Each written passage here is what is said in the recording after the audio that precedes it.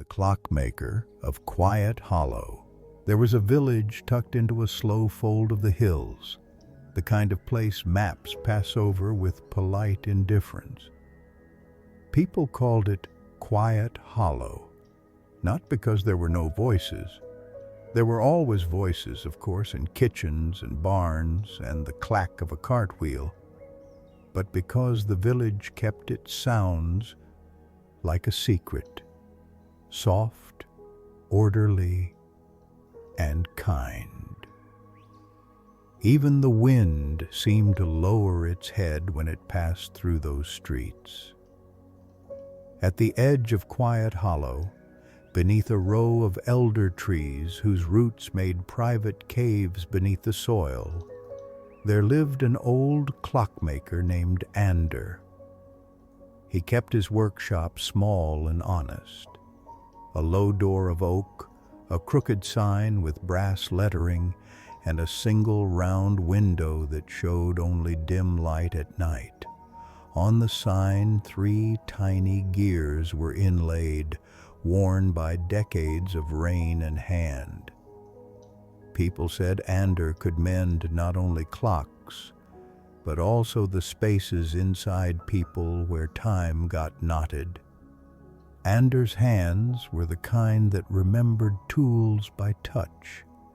He had fingers with fine lines like road maps and nails that bore silver dust.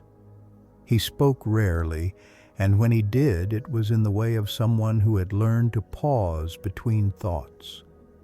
He kept no wife, nor child, nor animal, save for a cat called Finch, who slept on old watch pillows and blinked at the world with slow, knowing eyes. His clocks did not always tell the same time as the market bells. They kept other measures, the time a mother takes to breathe when her child finally sleeps, the length of a pause between 2 people learning to forgive, the slender interval of quiet between the end of a song and the beginning of remembering. Children laughed that Ander sold seconds wrapped in paper, and old men said he had a drawer full of yesterday. Ander only smiled and bent his head to the work. On a late autumn evening, when the air smelled like wood smoke and the hills had closed in the light, a woman arrived at his shop. She carried a parcel wrapped in blue linen and walked as if she had been on a long road. Her coat was threaded with gray, and she had that small, careful look of someone who had learned not to startle the world. She set the parcel on Ander's bench without ceremony. "I'm told you mend time," she said. Ander looked up. Finch opened one eye. The old man made room on his stool. "Not time," he said. "I mend the things time tangles." The woman unwrapped the linen. Inside was a box the color of sea glass, its corners softened by long handling. Embedded in the lid were 3 tiny symbols, faint as if forgotten. A star, a key, and a small crescent moon.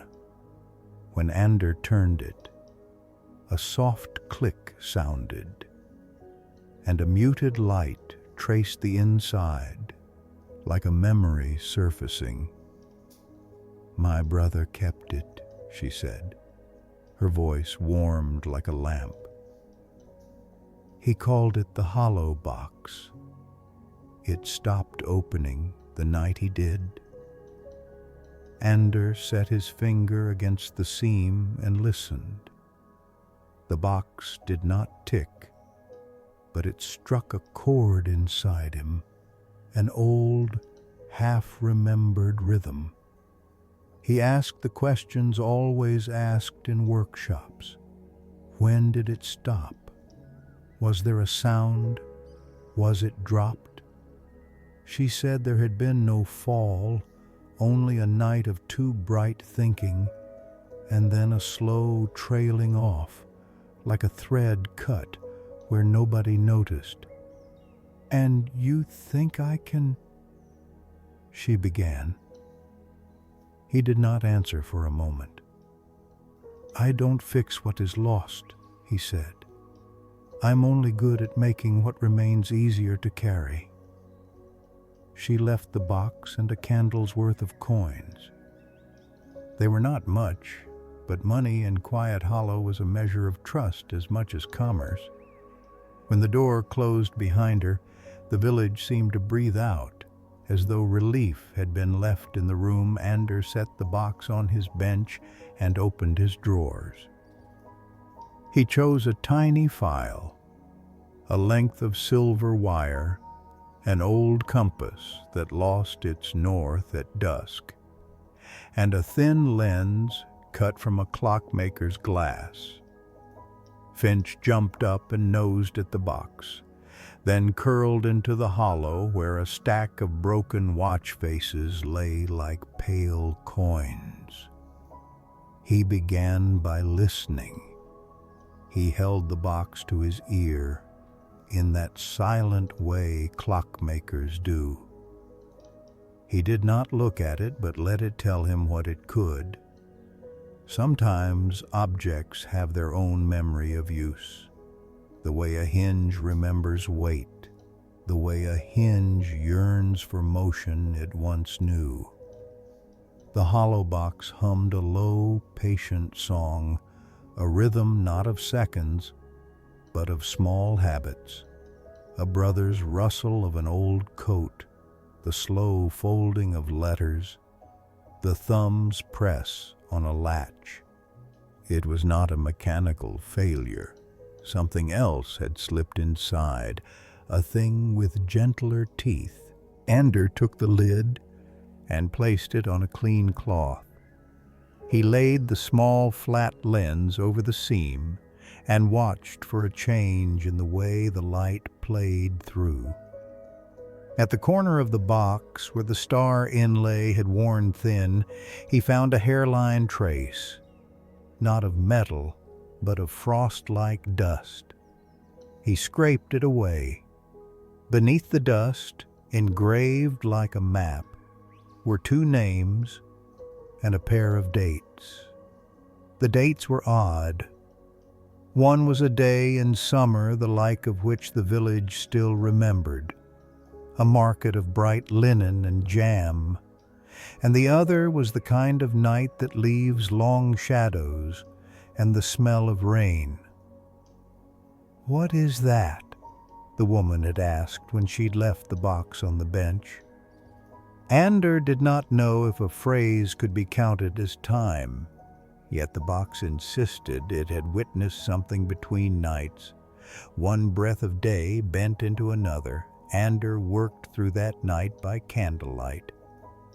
He filed where the seam had stiffened. He threaded a fine wire the color of wheat through a tiny channel.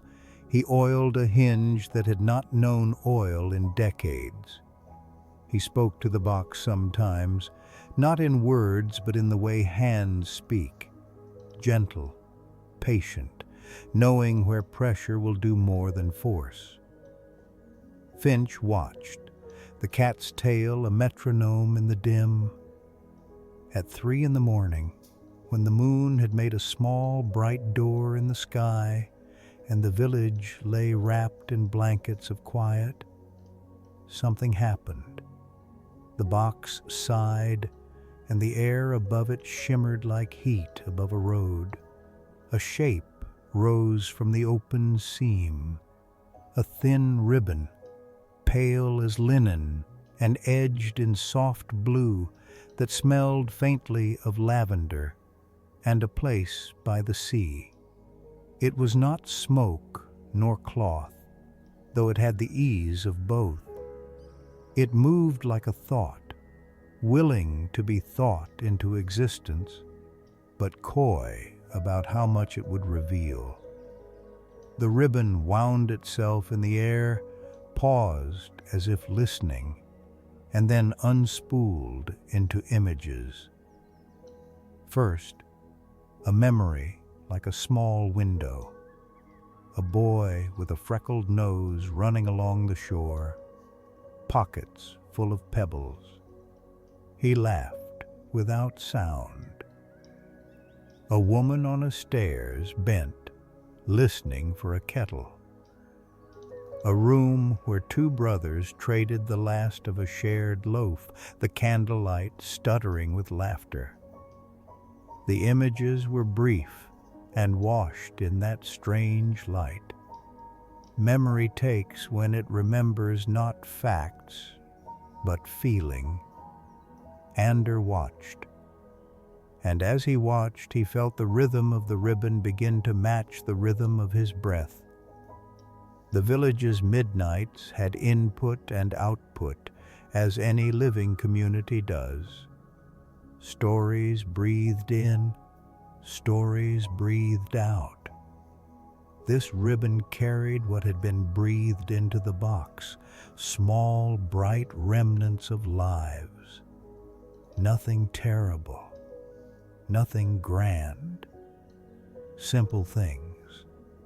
A laugh, a promise, a pause between anger and apology.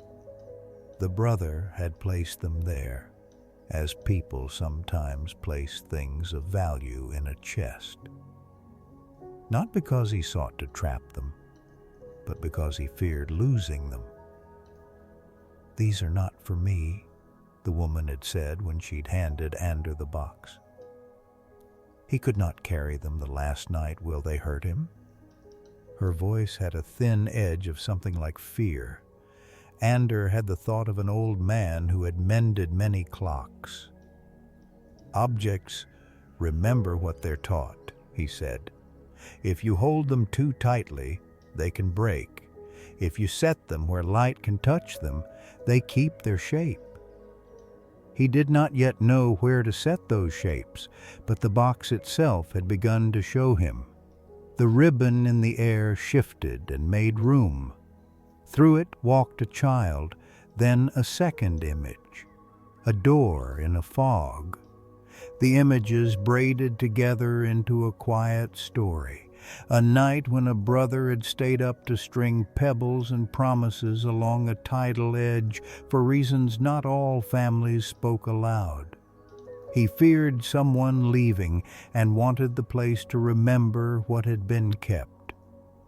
In the box, the boy's small collection had been gathered, but when the brother died, the box had no one to return the hold to, so it folded inward, knotting the little bright pieces so that they would not spill. Ander realized the box was not failing. It was asking. He closed his eyes and listened to the long thread of the ribbon. Objects ask for witnesses. They like the ceremony of attention. They will give up their images for the price of someone who remembers to look. Will they want to be returned? The cat seemed to ask with a look. Finch's tail ticked like a small clock. Ander set a small tray of polished wood and placed the ribbon's images on it as one might place leaves under a lantern. He said aloud softly, "Let them be remembered, but not held." He breathed. The ribbon folded itself like a napkin and sank, not into the box, but into a shallow hollow Ander had carved into the tray. When the light faded and the images settled like paper moths, Ander could see that each fragment retained a faint perfume of a place: lemon rind, ink, sea salt. At dawn, the woman returned, pale-eyed and hopeful, its linen parcel hugged to her chest. Ander had laid the tray beneath a window where the morning could touch the fragments. He offered her the wooden tray. "It is not what you left," he said. "It is what it became." Some things the box will not give back precisely, but it permits them to be remembered in a form that can be carried without breaking. She held the tray and felt each fragment like a soft pebble. Some of them made her laugh, and others made her close her eyes. She said, "How will we carry them?" Ander answered, "In a pocket, for a time, then on a shelf. Then, sometimes, when the air is right, they will come out and be stories again."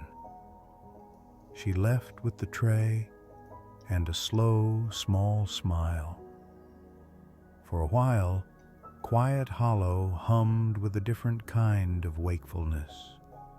People visiting the shore to listen for small, bright things. Children making pebble paths that were not meant to be followed, but to be left. The village continued to be quiet, but now it held its soft like a song. Ander returned to his bench and to his tools. He made notes in a small leather journal, which he kept under the watch faces. He wrote not in dates, but in observations, the way the ribbon had the smell of lavender, how the hinge needed a finger's softness rather than oil, that some things must be seen in morning light. Weeks later, a man came with a different parcel, an umbrella that had never kept rain out, a locket with a hair inside, a child's wooden horse missing one wheel. He said simply, "My wife says you stitch what the world can't explain." Ander took the objects, turned them, and listened. Each held a small, soft memory. Each, when given attentive light and a gentle hand, released a ribbon that braided into a story and then folded into a tray. In Quiet Hollow, the habit spread. People began to leave small objects at the end of the day in the little clearing by the elder trees, where Ander had once left a knot of string. They called it the ledge of little things. It was not a shrine, more a mutual aid station for first, a memory like a small window, a boy with a freckled nose running along the shore, pockets full of pebbles. He laughed without sound. A woman on a stairs bent, listening for a kettle. A room where two brothers traded the last of a shared loaf, the candlelight stuttering with laughter. The images were brief and washed in that strange light. Memory takes when it remembers not facts, but feeling. Ander watched, and as he watched, he felt the rhythm of the ribbon begin to match the rhythm of his breath. The village's midnights had input and output, as any living community does. Stories breathed in, stories breathed out. This ribbon carried what had been breathed into the box, small, bright remnants of lives. Nothing terrible, nothing grand. Simple things, a laugh, a promise, a pause between anger and apology. The brother had placed them there, as people sometimes place things of value in a chest, not because he sought to trap them, but because he feared losing them. "These are not for me," the woman had said when she'd handed Ander the box. "He could not carry them the last night. Will they hurt him?" Her voice had a thin edge of something like fear. Ander had the thought of an old man who had mended many clocks. "Objects remember what they're taught," he said. If you hold them too tightly, they can break. If you set them where light can touch them, they keep their shape.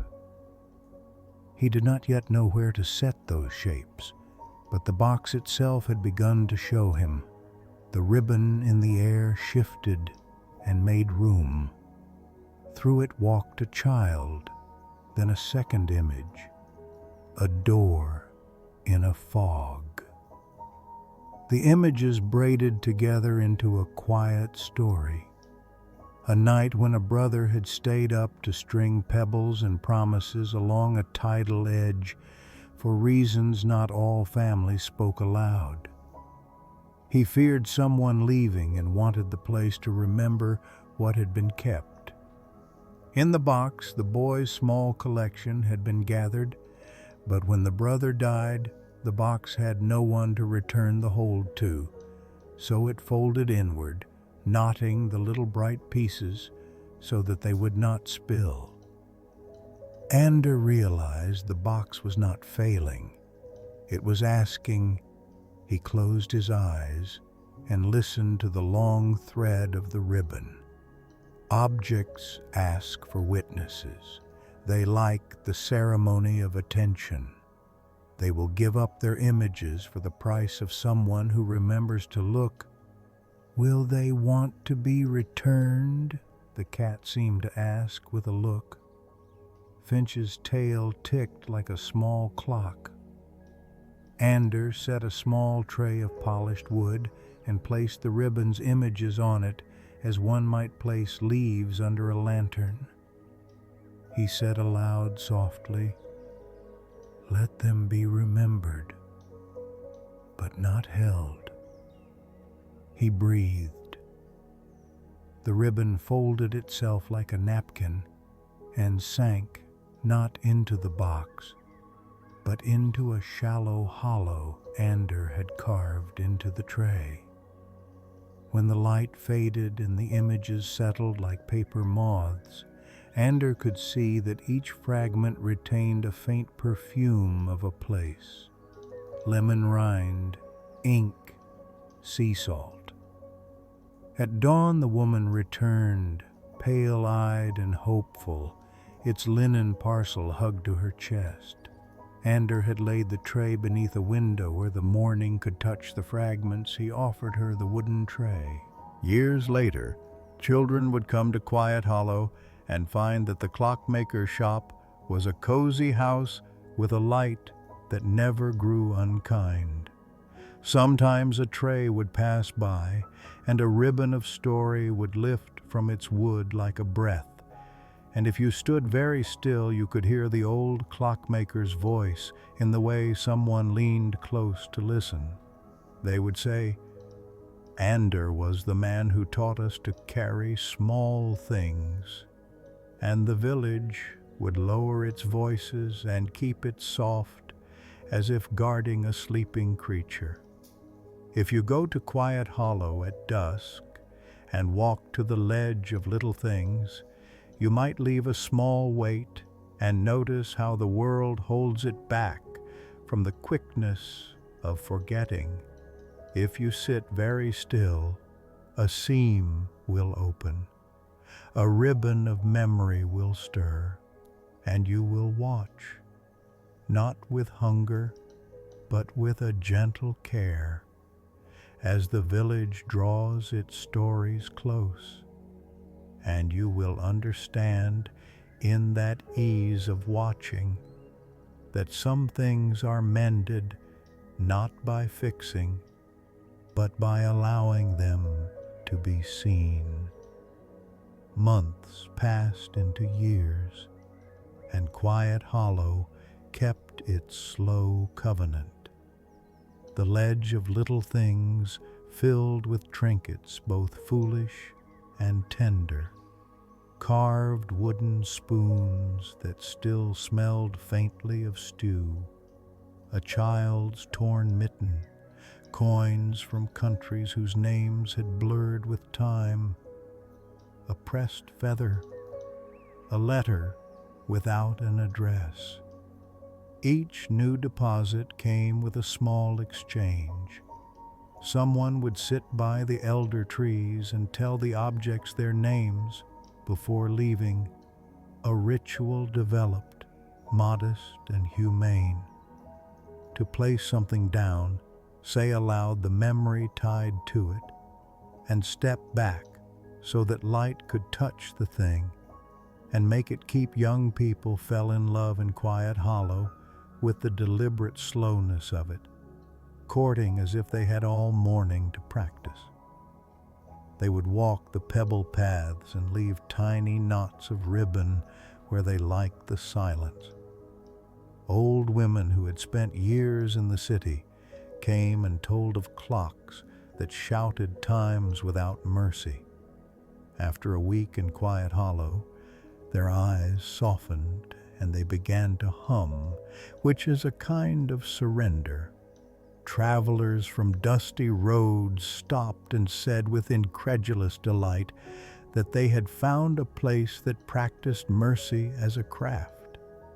The boy who had been the brother's son grew into a young man who worked the land in the manner of someone who had learned what to hold and what to let go. He told the stories he carried, the ones that smelled like lemon and ink, to wandering children who sat at the edge of fields. Sometimes he would bring a small box tied in blue linen to Anders' place and leave it at the ledge. Each time the box opened, a ribbon, and the village learned a new small thing. A smell the sea had forgotten, a rhymed line of a lullaby, the exact tilt of a head when someone meant, "I forgive you." News of Quiet Hollow, as such things do, moved like a slow tide. A woman who wrote articles for newspapers about odd places visited and left paper-thin notes praising the village's intentional quiet. People from far towns came, at first timid, then braver, and some stayed. They brought with them souvenirs, a tiny clay bell that chimed like rain, a rope with knots that had been taught to remember, a scarf that always smelled faintly of musk and lavender. All these joined the pile at the ledge and found a place where they could make sense. The practice of leaving things became not a way to evade sorrow, but a kind of apprenticeship. In carrying, young mothers learned to hand down small fears into the wood and brass that Ander collected. Husbands who had never been made to speak of loss found themselves whispering into an old tin cup as if it were an ear that would not run away. An old man who had been proud and sharp once came to the ledge with a coin he had hoarded all his life. He uncurled his fingers and said, with a huff that was almost a laugh, "Take this, I don't want it to weigh me." The coin sat on the tray and shone, not from polish but from the decision it had finally been given. Ander watched these changes with a calmness that was not apathy, but an attention, like a hand cupping water. He made trays and kept his journal, and sometimes he would take trips at night, though nobody could say where. He would walk the perimeter of the village with Finch padding at his heels, and when he returned he'd have a new line in his journal, not of dates, but of the small measures of life he noted, which ribbon tasted of smoke and which one smelled of nettle tea. He learned that some things wanted only the right listener, and others required a year of patient folding. As seasons turned, the hollow box, and others like it, changed the village's relationship with the night. Where once people had feared the dark as a thing to be endured, they began to trust it as a partner in making sense. They learned to think of the night as a slow sieve that filtered out the day's coarse bits, leaving the clean lines of story. Children who had once been startled awake by thunder now learned to press their hands to the window and name what sound belonged to which storm. The village's nights became a classroom where the lesson was gentleness. One summer, the boy's voice, now rounder, steadier, arrived one dusk at Anders' bench with an unusual parcel. It was a thin cylinder of glass tied with thread. Inside spun something like a tiny galaxy, a nest of motes that glowed faintly like embers. Ander held it and felt the old tapping in his chest, an instrument asking to be listened to. The boy said, "My mother kept a music for me. She said that sometimes what is missing can return if we make a place for its sound." He placed the cylinder on the bench and waited. The music that unspooled was at once familiar and unplaceable. It made the skin on Anders' forearm rise with the smallness of recognition, like remembering a language you once dreamed in. The sound did not play like music of instruments, but like a story told in tones, a sequence of sighs and bright notes, and the muted boom of the sea from far away. It taught the people how to let longing be a gentle companion instead of a weight.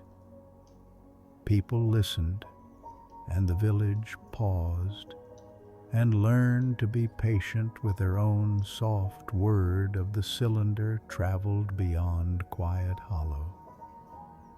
A small troupe of performers passed through one autumn. They were not street players, but keepers of old songs. They talked of places where memory was stored in glass and where stories were kept in jars. They recognized the way Ander worked, not as magic making, but as hospitality to what lived in small things they begged to learn. So the troupe taught a few simple techniques. How to make a tray that accepted ribbons without gripping them, how to hold a ribbon so it does not unravel, how to set the light right so the images do not burn. In return, the troupe took from the village some of its songs and painted them on the sides of the wagons that rumbled away at dusk, carrying Quiet Hollow's calm to other towns. The exchange was modest. The village had given the troupe what it always had best, the manner of listening.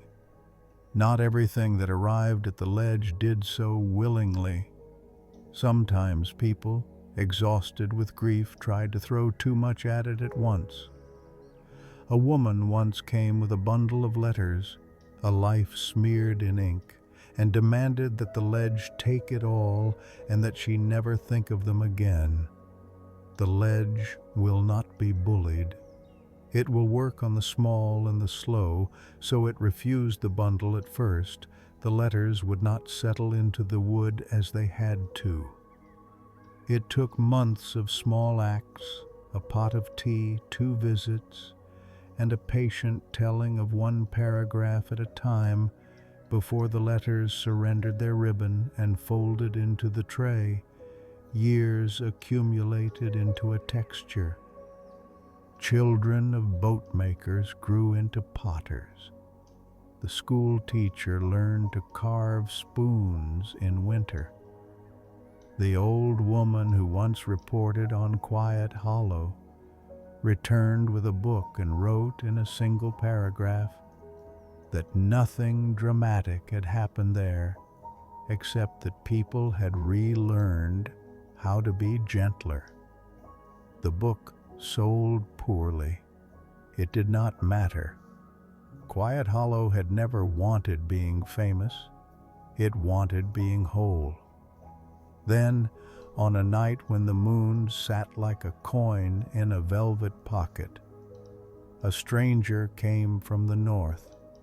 He carried a device unlike anything the villagers had seen, a clock with a polished face and hands that spun backward. He said he was a collector of misrememberings. He offered to trade it for one of the ribbons on the tray.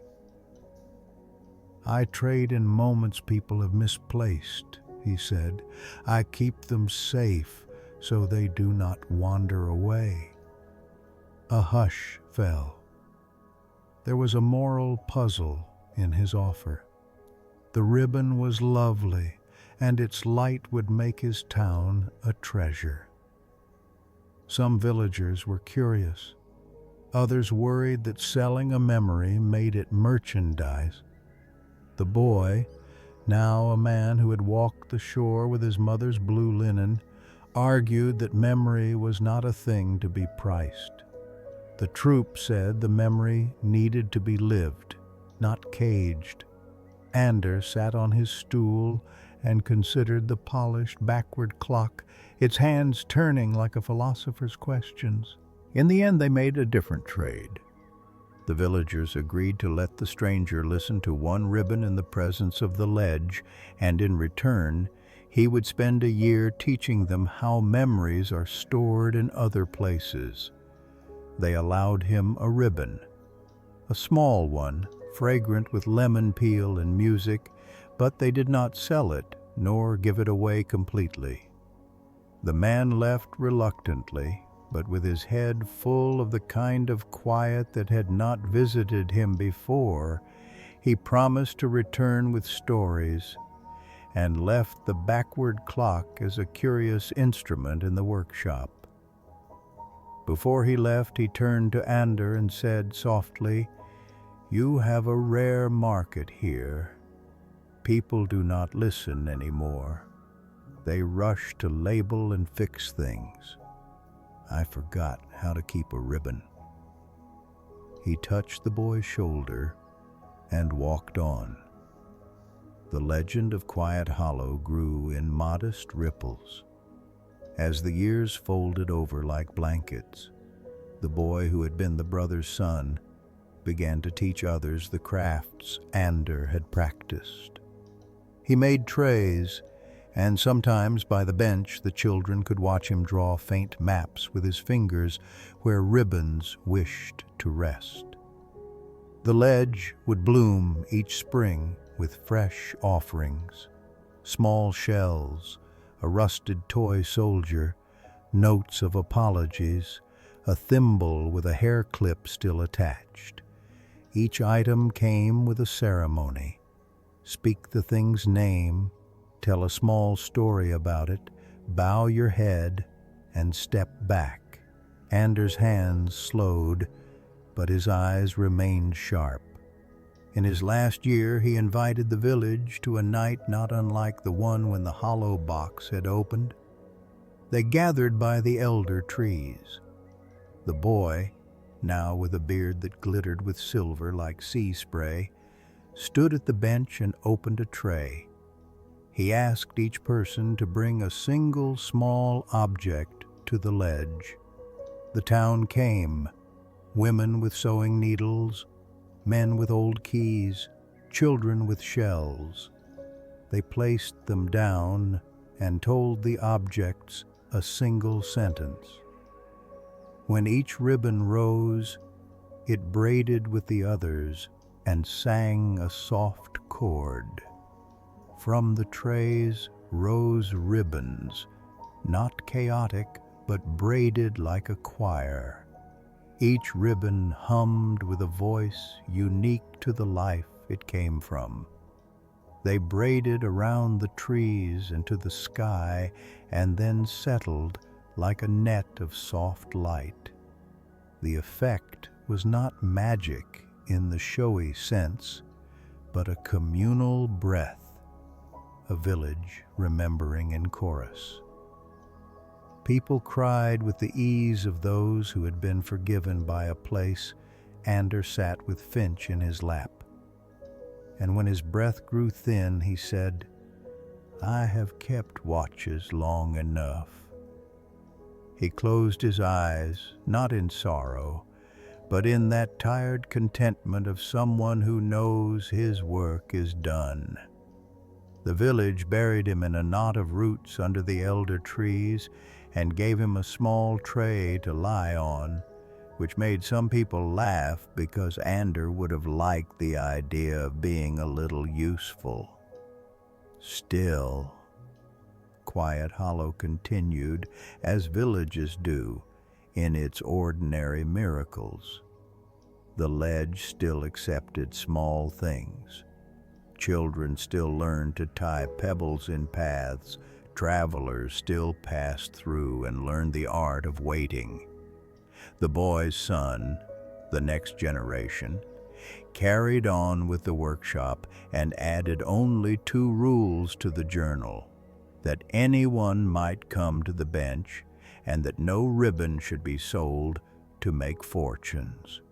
They were simple rules written to guard the practice from the hunger of commerce.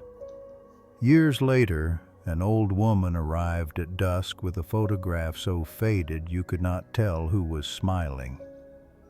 She said simply, "I had a life that forgot how to keep small things. I am learning again." She placed the photograph on the ledge and sat. As the villagers watched, the photograph rose like a little dawn, and an image unspooled: a porch light, an empty chair, a song hummed once, and then not. The woman laughed and cried in a single breath, and when she left, the photograph was lighter by an ache. The practice of tending small memories spread beyond the hollow in quiet ways. A baker in a far city started leaving a crust of bread on his windowsill and changed his customers' faces by the way he learned to share. A librarian began to tuck a ribbon into the spine of old books. None of these movements made headlines, but in their small spheres, people learned to notice the way a thing can be lighter if someone else knows its name.